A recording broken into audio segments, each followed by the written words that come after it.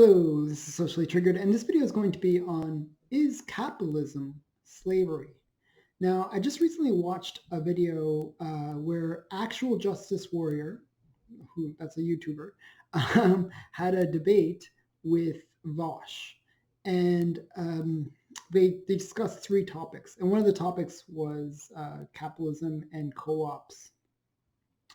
And Vosh made the argument that capitalism was really slavery, that the workers are forced to sell their labor because they are given no choice, that they just, either they sell their labor or they die. And that was really the choice that they gave. And he created a really crazy analogy where basically he had this analogy where you get stuck on a deserted island, and when you wake up on that deserted island, you find out that the only other person on the deserted island has stolen all the coconuts and basically is now claiming that if you don't do whatever that person wants, they won't give you any coconuts. And that's what capitalism is like. That person that has all the coconuts and is preventing you from surviving because they have all the coconuts unless you do what they want. And that's a very crazy analogy because that's not how capitalism works. But that was the example that he gave. And he really said that because there's so little choice between either you die or you basically are a servant or slave to this other person, then it's really suggesting that slavery and that capitalism is a form of slavery, that the workers under a capitalist system are basically slaves. So this video that I'm creating right now is really a response to that argument, because I've heard that argument before. It's not just Bosch. It's a general argument that's on the left, that they see capitalism as some form of slavery, that people have no choice but to work. Now, my argument would be that actually people do like to work. And even if they don't like to work, we have to work. It's sort of like breathing, okay? Nobody forces us to breathe, okay? We have to breathe, okay? If we don't breathe, we die. And that doesn't mean that, maybe somebody doesn't like to breathe, I don't know, but it's the same concept, that we have to work, because if somebody doesn't work, if the whole society chooses, hey, we don't feel like working anymore, well, what happens to society? Well, it disappears, because, work is essential for keeping everything going.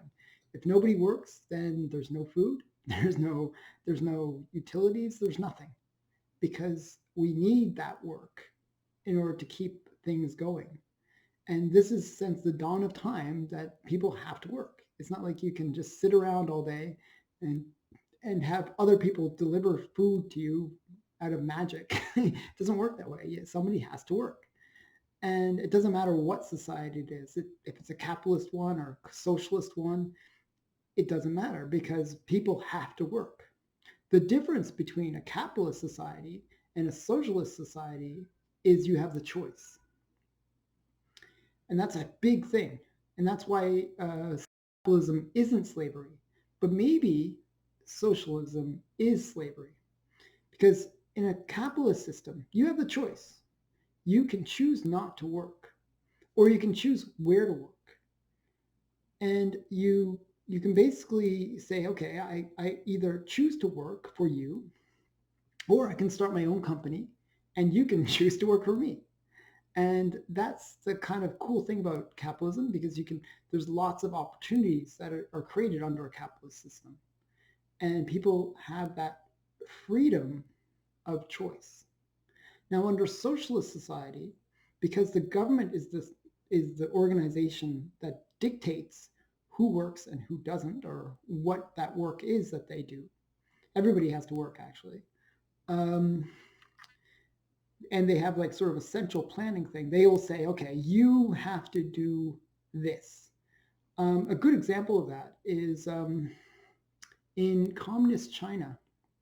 What they would do is they would find young children that had like maybe just a little bit more flexible or a little bit more have better agility, and they would basically from a really young age take them out of school and they would bring all those sort of more athletic children and they'd bring them to like a special place where they would get really intense training. They'd be even taken away from their homes and they'd be placed in this special educational system where they would learn everything it was to be a great gymnast. And in that system, you could actually produce amazing gymnasts because you're basically taking them away and training them from an early age and making them great gymnasts. And in some ways, China, as a result, was dominating gymnastics because it was doing this. It was from an early age grabbing these young people, looking for the raw talent, and then crafting that talent into whatever they wanted. However, the weird thing was the US would compete against China, and often the US would win. And the US didn't win because they had this same system. They won because what happened was children that not only had the raw talent, but had the choice to use that raw talent were the ones going into gymnastics. They had not only the talent, but they had the drive. So what ends up happening is you didn't just have like these robots that China had, like where they would just perform the task with precision and skill, um, and but maybe have no interest in it. You would have these people that are like dedicated. When somebody's truly interested in something, they will do it differently, even if it's the same amount of time that somebody else spends at it. They'll actually do it differently. They'll do it with some kind of more insight. Every action is like thoughtful, and they want to be better at it, and they really love what they're doing. Well, that's the difference with capitalism. Capitalism, because it gives you that choice, the work that is done, it has a higher level of skill and excitement and just everything going into it. Whereas under socialism, what kills socialism half the time is the workers are treated like cogs in a big machine. They're just, they're put in there. The government says, here, you do this work, you grind your way out. You basically, you're cogs in a machine. And everybody's equal. There's no way you can rise up or, because you're all equal. This is your life. You're a cog in the machine, and you have no choice. This is the life, and the government determines your life, and that can be very, very draining because there's just no freedom. You can sense in that society that there's no freedom. You're basically trapped. And whereas under capitalism, you have that choice. You can say, well, screw this. I don't want to do this job anymore. I don't like this job. I'm going to find something that is interesting. Now, the socialists will always say, oh, there's no choice. There's no flexibility. Well, that's not true. Capitalism is one of those things where it creates choice. It's the weirdest thing. It's the choice is sort of a natural offshoot for capitalism. So what ends up happening is, let's say, people have different interests. Well, each interest that people have will be seen as a demand on the system, on the free market. Because if you can create a product or service or something that caters to that interest, then you can generate wealth. For example, I like collecting comics. And because I have an interest in comics, if you can make a really great comic, you can sell that comic to me, and that caters to my interest. And that's what happens with a lot of things. We have businesses that cater to people's interests and their demands. Well, that's how, so if there's all these, all these businesses catering to interests, it creates a whole bunch of opportunities. Now, knowing all those interests is impossible. Nobody knows all the crazy interests that people have. People have many, many interests. And for me to determine what your interests are is insane. Like I wouldn't know what you're interested in. And what you have when you have a socialist society is you have a government that's deciding what the interests are. What are the demands of the system? It tries to plan it all out. Well, we need this much of whatever because that's what the market needs. And they try to plan it out and decide for the system what its interests are and what its needs are. And when you have that, it really narrows the choices down because you're not catering to all the different interests. And what ends up happening is when you narrow the choices that people can have, well, when workers go into jobs that try to fulfill people's needs, they're given very little choice. So the jobs generally reflect the product that they're creating. So my interest might be like in comics, for example. So I might be interested in actually creating my own comic, for example. And or somebody who also shares the same interest with me might be interested in creating that comic, and they'll go into that field because they have the same interest, and because of that, they'll be more excited about doing that job. They'll actually love the work that they do. And that's one thing socialists never seem to understand, that people actually love to work. We are workers as a species. We have to not It's not only that we have to work because we need to in order to survive, but we love the work that we do. And that's something that socialists don't really understand. They see all this exploitation and all this kind of crazy stuff, but they don't understand that the system is creating opportunities for people, and these opportunities are really catered towards their interests. Most often the case is that people's interests are being served not only by the products that are being created, but by the jobs that are being created, the opportunities within the system that are being created. So that's the amazing thing about our system. And one of the great things with the kind of like this revolutionary profit motive, where we try to find ways to increase our productivity and stuff like that, is we actually make the jobs easier so that the bar to enter those jobs is actually lower, and the demands of those jobs are actually lower as well, so that it makes it easier to cater to the needs of the interests of people. Because instead of like the example I always think about is automation. Like people are so scared about automation, but I see it as a great win for capitalism and for society. Because what happens with automation is, let's say I'm interested in doing video, like creating videos. Well, it used to be the case that in order to create a video, it was pretty complicated. You'd have to get like a special camera. You'd have to get like special software. You might have to do it, very, very complicated way where, let's say it's like animated video. You might have to animate each character or whatever, and just gradually build it all together. And it takes hours and hours and hours. But what ends up happening is if you automate it, where there's tools that make the creation of that character or whatever easier, what ends up happening is you can spend more time being creative.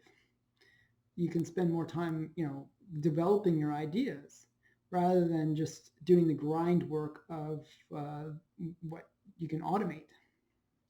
And that's really what automation does. It takes us away from doing the grind of the job and focusing more on the creative element of the jobs that we do and the things that actually excite us. Not many people are excited by doing like grind work. When I say grind work, it's repetitive tasks and very boring, tedious work. Well, those repetitive tasks are the easiest to automate. Um, so it's really nice when we develop these kind of technologies. Now, under a socialist system, one of the things that they always try to do is protect jobs.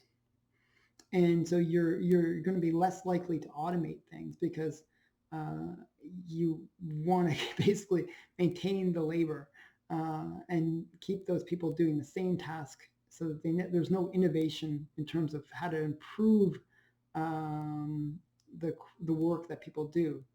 Also, under Marxist theory, they always think of the value, labor value and stuff like this, where they don't understand that what you want to do is free up your labor as much as possible through automation or through like finding better ways of actually improving the process so that they can focus on more creative elements.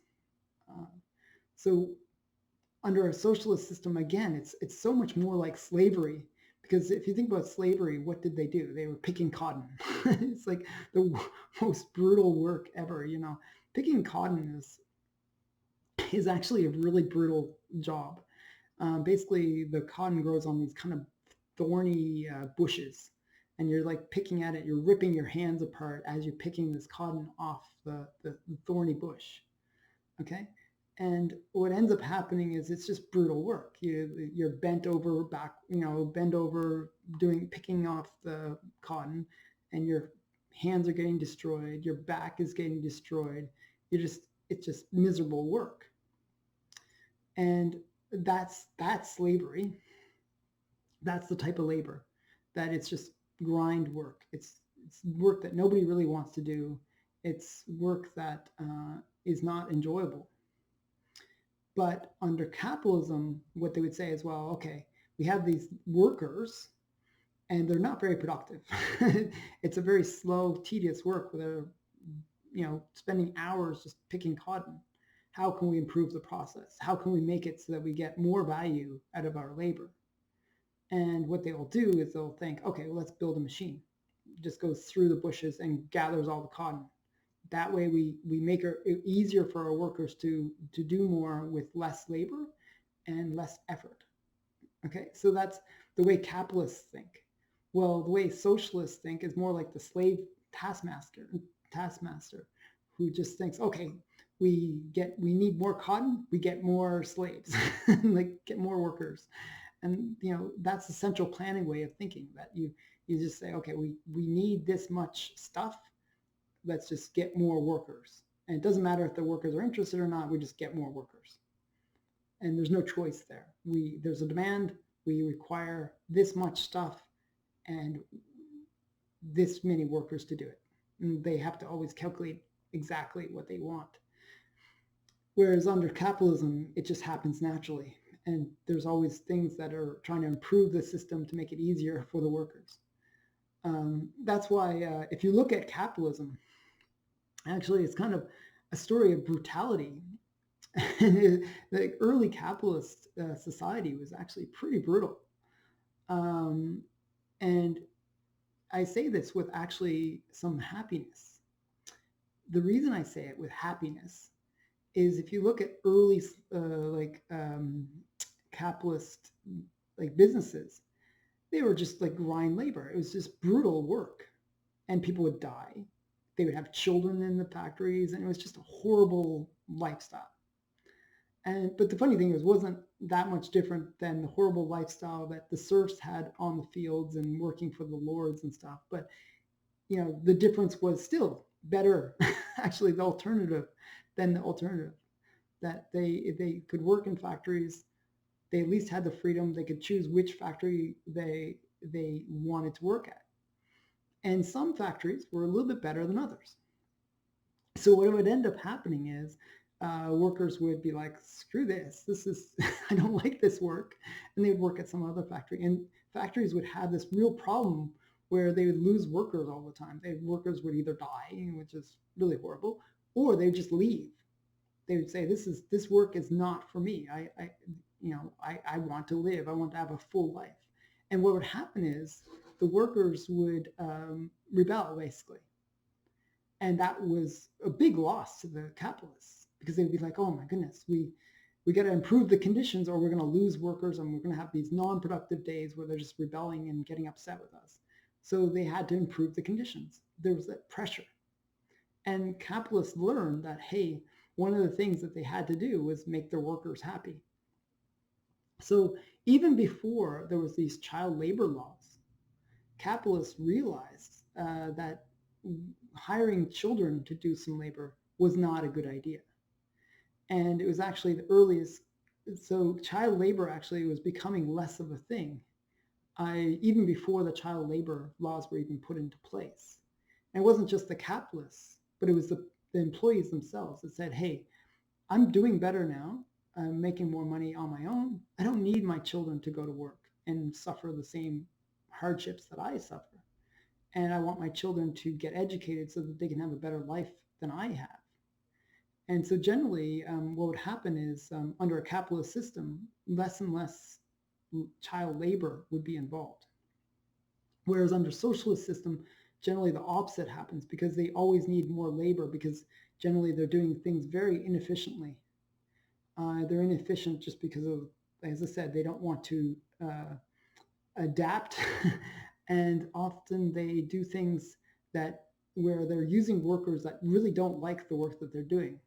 And one of the jokes from a socialist society was, you know, you pretend, we will pretend to work just like you will pretend to pay us. That was that kind of joke under communism, that the workers really didn't get paid very well to do work, and they would, as a result, not really try very hard to do any work. So it was a very non-productive society.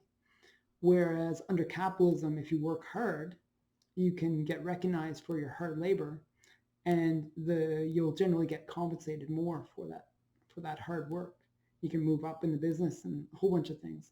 McDonald's is a great example of that, where their CEO, it was somebody that actually went through the whole process from being like the very lowest job in McDonald's all the way to CEO, because they recognized the talent of that person. So that's the difference between capitalism and socialism. That capitalism is really about freedom. And, in order to have a free market, you have to have free people. That's why capitalism can never be slavery. Adam Smith was very strongly against slavery. He was really advocating for a more humane system.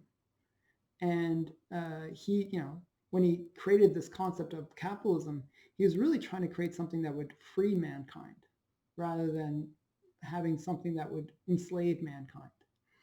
Whereas socialists sort of thought differently. They thought that if they could control the world, they could make this utopia where the workers would all be equal, and it was like the opposite mentality, where under Adam Smith's kind of capitalist idea, you have this free market and free open society in terms of there was no central planner that decided how things had to be. Whereas under socialism, it was the exact opposite. You had this sort of government heavy hand that would try to calculate where everything should be in order to make things work. And when you put in that hand, that make the invisible hand visible, where it has to control everything, that central planner, what ends up happening is you take away freedom. Freedom becomes impossible because you have to force people to work. You have to force people to go into that cog mentality where they're just another cog in the machine. And all the workers have to see themselves as equal. So nobody can sort of say, well, hey, I'm not a cog. I want to be more than a cog. And that's why I say socialism is the true slavery system, where everybody becomes a slave to the system. And there's no escape from that.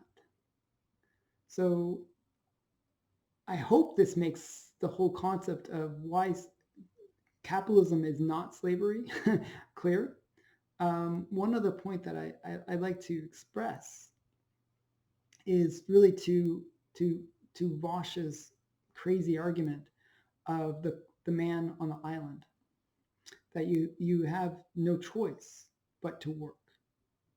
And this is a very common belief that that if you are on in a capitalist system, you either work because you need to earn money to survive, or you starve. Well, that is true.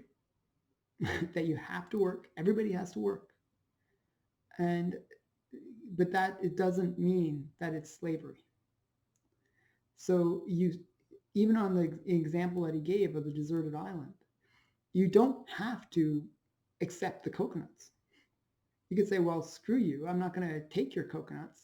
I'm going to fish. I'm going to take some other option.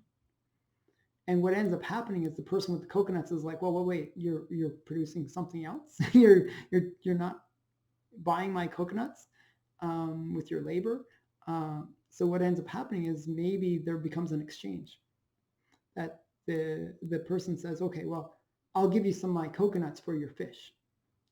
And that's how capitalism works. It's always an exchange where both parties enter it winning and willingly.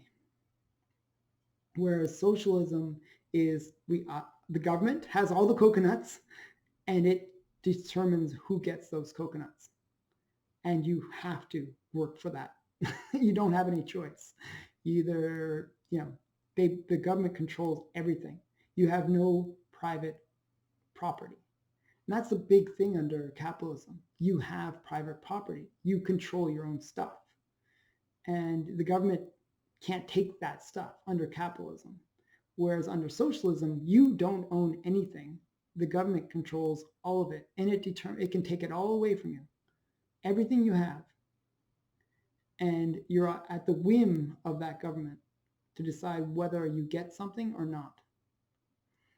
And that's the problem with socialism. As I said, socialism is slavery. Capitalism is freedom. So this has been Socially Triggered. I hope you've enjoyed this video. A little bit of a rant in between, start and beginning, start and end. But check out my other videos. I hope you enjoyed it. And please give me your feedback. I'd love to hear from some socialists why they believe that capitalism is slavery. Yeah, that's it for now. Bye. Thanks for watching.